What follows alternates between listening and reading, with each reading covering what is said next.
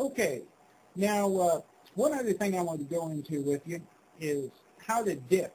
I showed you dripping. Anybody can do that. You just put a drop or two right on the wick.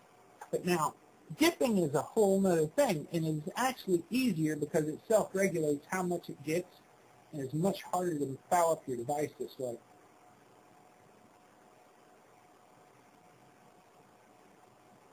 Basically, you take your liquid.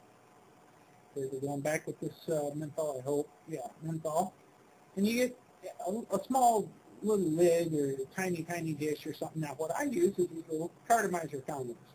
You take that and you put you a few drops in there, just enough to get a level that you can see. Okay? Now, from this point forward, you don't have to refill a cartridge. You don't have to fool with anything tiny. This is pretty simple. You've got your small little pot of juice here. You get your wick, and only the wick, just the end of the wick, just the tip of it, you take and you gently guide it down in there until it touches the juice, and you'll see the juice go down as it sucks it up. It sucked up some juice. It's good enough. You put the mouthpiece back on. The mouthpiece is empty. It does not have a cartridge. There's no need for one. It wouldn't hurt it to have the cartridge. It just would be in the way and restrict your airflow, and it's pointless. So that's out. Take the device we just dipped.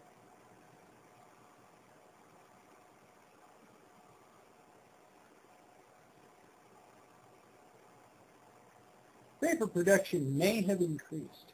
The reason for that is that it takes the exact right amount of juice without getting too much. This will go probably 10 puffs, 8 puffs at least, before it requires you to dip again. That's pretty good. You can dip it twice and pretty much have a cigarette and you're done. No stuffing to fool with, no refilling to fool with, just in and out and go. Plus, one last thing that's really good about this device is when you have baked it dry and it's all gone, you'll notice just a hint of a burnt taste and no vapor. That's a good sign it's done. You can switch flavors, and you don't get a lot of residual. Now, menthol and some of the really, really strong flavors will leave a residual, but most of the time it doesn't. And if it does, you can rinse it with some distilled waters. Where I use our tap water comes from the Rio Grande or something. It's so foul, it's not fit to drink. But some distilled water or something will just rinse away whatever flavor's left. All in all, it's a good device. The battery is terrible, but it's tiny. It should be terrible. That's the point of small. You know, if it was this small where it lasted as long as 18650, people wouldn't buy battery mods anymore. There's a reason for that. The cartridge life, again, it's pitiful, but no one uses the cartridge. They drip it or they dip it, and most of them are dipping because that's almost idiot-proof. It gets you the right amount every time.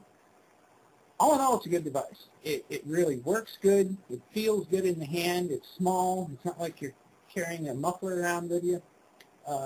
Very light. Probably more of a ladies' device, really. I'm not saying that men shouldn't use it. I do, and I use it in public. But it is so tiny that, and I don't have just huge, humongous hands, but in my hand, it looks like an elephant riding a piss ant. It's really...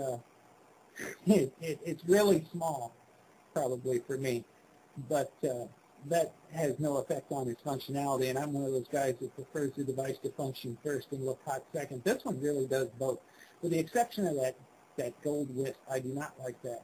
A small EM4 or Eastmall or anything, you know, maybe between the button and the atomizer, if it would have been 20, with the little gold wispy smoke, just doesn't do it for me, but I'm not even going to try to sand it off. The black works really well. Everything matches. The gold band, that accents things. It looks good that way. But that silly wisp, that just, you know, I don't know.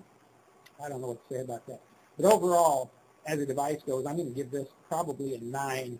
It is far exceeding my expectations for what I wanted it for.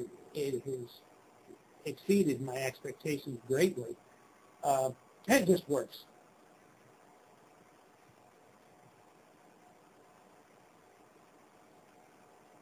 Lots of vapor.